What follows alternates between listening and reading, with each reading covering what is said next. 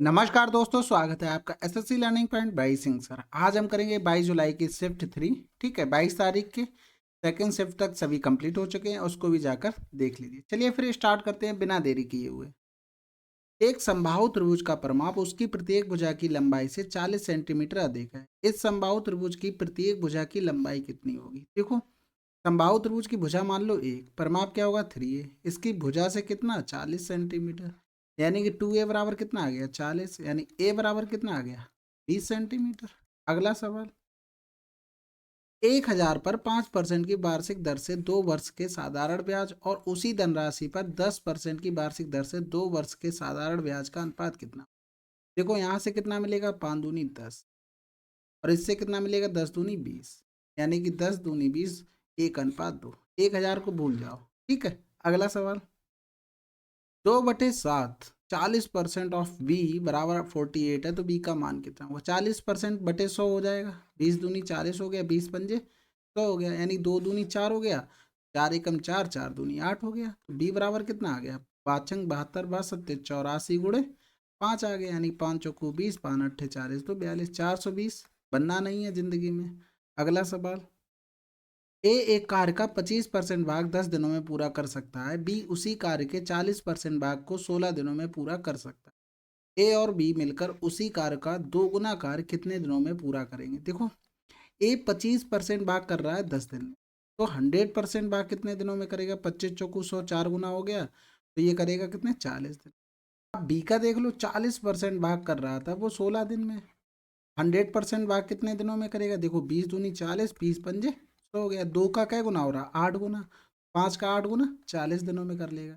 यानी कि सवाल बन गया, ए कर रहा है 40 दिन में, बी कर रहा है 40 दिन में, तो ए बी मिलकर कितने दिनों में दोगुना काम करेंगे? तो देखो, अगर दोगुना काम नहीं होता, ए बी मिलकर करते तो डायरेक्ट लिखते हैं 40 गुणे 40 बटे 80। अब दोगुना काम है तो 2 का गुणा कर दो, 40 दूनी 80, 2 से 2 कैंसिल, आंसर 40 दिन। अगला सवाल, एक वस्तु के विक्रय मूल्य और क्रय मूल्य का अनुपात इतना है, हानि परसेंटेज क्या होगा? देखो, 2 का कितना हो गया आधा, यानी 1 रुपए की हानि हुई, तो 1 बटे तो 50% आंसर लिखना था, डायरेक्ट करने होते हैं ये तो, बिल्कुल पेन चलाने वाले सवाल नहीं है। अगला सवाल, मोहन का 4 दिनों में औसत दैनिक व्यय 120 है, यदि पहले 3 दिनों में उसका व्यय इतना इतना और इतना है, तो चौथे दिन का व्यय कितना हो? देखो, पूरा 12 चौक 48, 480 हो गया टोटल, और 3 दिनों का कितना था 15 6 21, 210 हो गया। इसमें जोड़ दो तो 0 4 1 5 2 1 3, 350 इससे घटा दो तो आंसर आ जाएगा। अगर ऐसे नहीं करना है तुमको, तो देखो 120 था 4 दिन का, 60 120 से कितना कम है माइनस का 60, ये कितना ज़्यादा है प्लस का 30, 140 प्लस का 20 ज़्यादा है, यानी प्लस वाले कितने हैं प्लस का 50, और 60 वाले माइनस का 60, यानी कि यहाँ से कम कितना हो रहा है 10 कम हो रहा है। तो एक चीज़ देखो, उसे 120 तक पहुँचने के लिए 120 तो लाना ही पड़ेगा, लेकिन यहाँ पर एवरेज कम हो रहा है कितना 10, तो इसमें 10 और एक्स्ट्रा वो लाया होगा, तो सबका बराबर हो गया।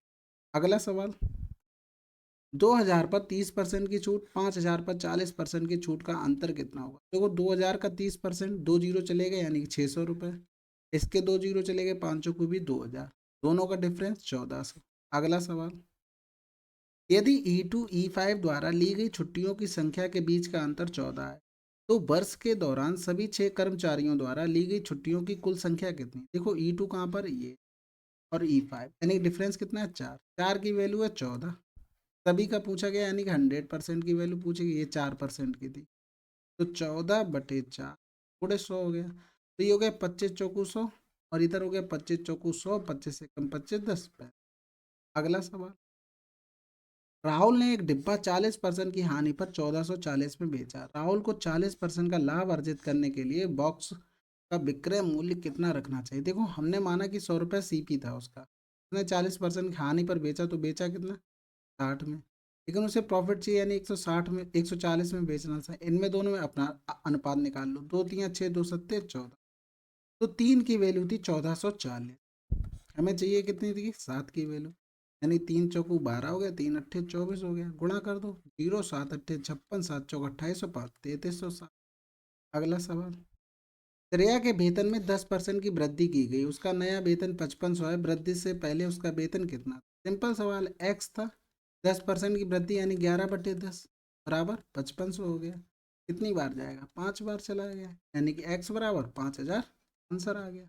अगला सवाल देखो, इसको सरल करके बताना कैसे लिख सकते हैं। 1/7, 1/8 गुणा करेंगे तो नंबर ऊपर चला गया, प्लस का 1/3, 1/9 प्लस का 1/6 हो गया। सबसे पहले क्या ऑफ सॉल्व करते हैं, तो 3 चौकू 12, 7 चौक 28 आया, 28 चला गया ऊपर, तो यहाँ से हो गया 2 3 6 हो गया, 2 एकम 2, 2 चौकू 8 हो गया।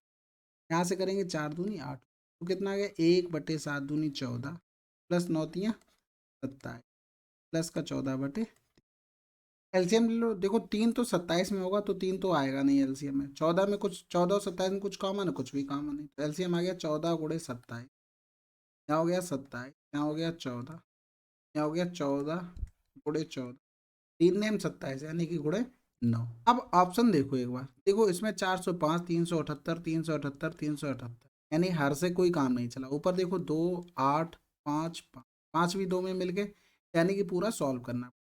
तो इधर लिख सकते हैं 27 और 14 कितना होगा, 7 4 11 के एक हासिल लगा, 1 3 1 4 प्लस का 14 ने में 126 होता है, गुणे कर देंगे कितना 14, 14 संग 84 के 4 हासिल लगा 8, 14 दूनी 28, 28 और 8 3, 14 कम 14 3 बटे कितना हो गया तुम्हारा 14 सत्ते 98 यानी 378।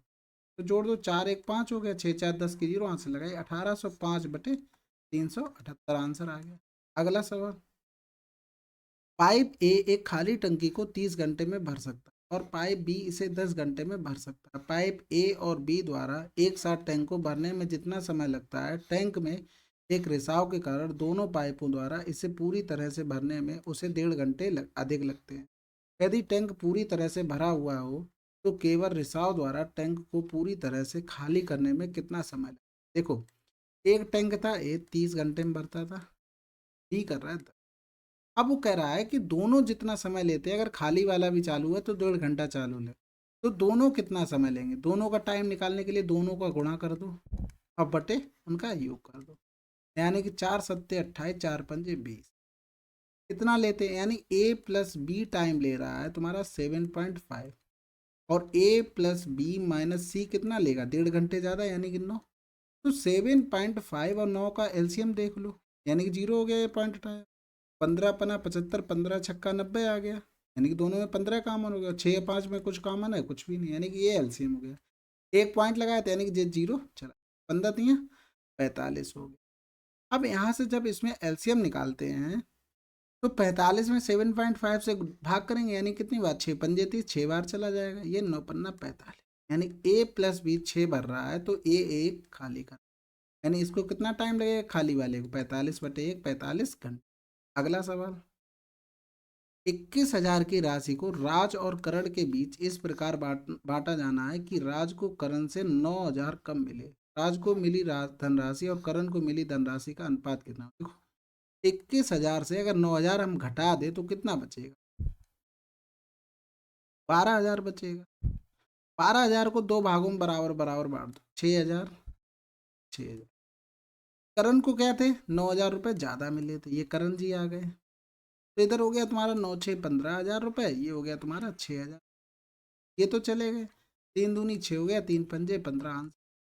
अगला सवाल, पहले 4 हफ्तों में कुल कितनी कारों का निर्माण किया गया। 4 हफ्तों यहाँ तक निकालना है, यानी 7 5 12 12 6 18 3 21 आंसर आ गया। अगला सवाल, किसी नोटबुक का मूल्य उसके पृष्ठों की संख्या के अनुपात में बढ़ता है। 100 पृष्ठों वाली नोटबुक का मूल्य 20 रुपये, 400 पृष्ठों वाली नोटबुक का मूल्य क्या होगा। देखो 100 पृष्ठ वाले थे 400, इनका अनुपात कितना है 1:4, इसकी वैल्यू थी 20 रुपये, तो इसकी वैल्यू कितनी हो जाएगी 4 दूनी 8।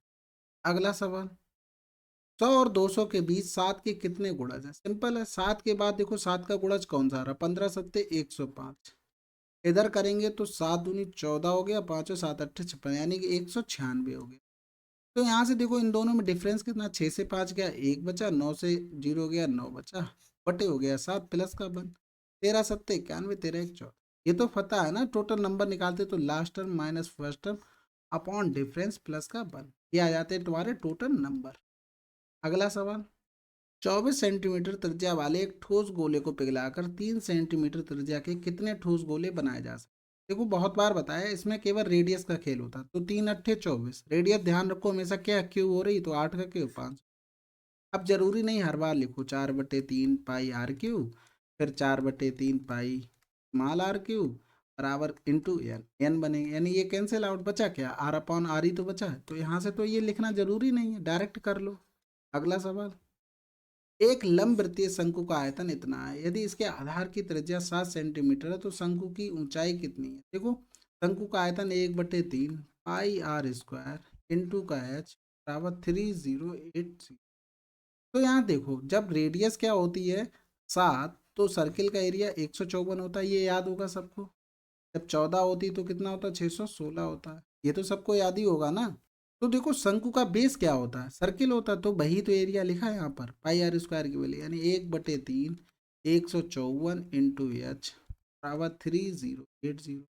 11 से काट दे, 11 एकम 11 हो गया, 11 चौक 44 हो गया, फिर 11 एकम 11, 11 दूनी 22, 11 अट्ठे 88, 14 दूनी 28 हो गया, 3 दूनी 6, 60 आंसर। अगला सवाल, ब्याज को वार्षिक चक्रवृद्धि करने पर 12,000 की राशि 2 वर्ष में अर्जित ब्याज इतना हो जाता है। तो वार्षिक ब्याज यानी कि 12,000 से कितना हो गया, 12×3 = 15,870 बन गया।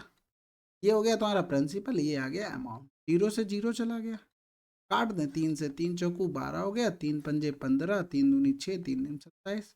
अब 2 साल का कह रहा तो क्या कर लो, रूट ले लो। 3 साल का कह रहा तो क्यूब रूट ले लेते, यानी कि 20 से क्या हो गया 23 हो गया, यानी कि 3 का मिला, 3/20, 1 साल में 3 रुपए का मिल रहा है, 20 पंजे 100, 15% रहा होगा। अगला सवाल, 30 विद्यार्थियों के माध्य 140 सेंटीमीटर दी गई, बाद में यह पाया गया कि प्रेक्षणों में से एक को गलत तरीके से 121 सेंटीमीटर के रूप में कॉपी किया गया था, जबकि वह वास्तव में 134 सेंटीमीटर था। सही माध्य ऊंचाई क्या होगी। देखो सिंपल सा सवाल था, अगर गुणा करके करने जाते तब तो आप लोग कर लेते। बाकी देखो किससे जल्दी, देखो 30 लोगों का 140 था, लेकिन क्या हुआ 121 की जगह 134, यानी कि 134 एक्चुअल में था, 121 लिखा गया, तो डिफरेंस कितना का पड़ गया 13 का।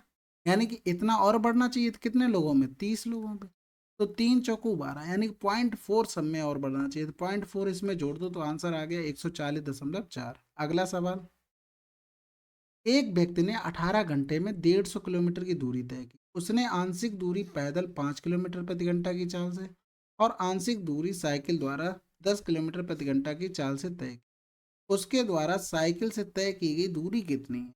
अब देखो वो पूरी दूरी 18 घंटे चलता पैदल, तो 18 पंजे 90 चलता।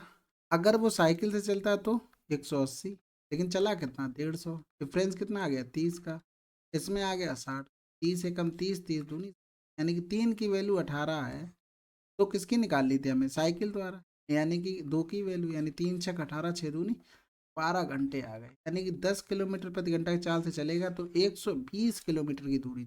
अगला सवाल, दो ट्रेन ए और बी समान दिशा में 40 किलोमीटर प्रति घंटा 60 किलोमीटर प्रति घंटा की गति से चल रही है।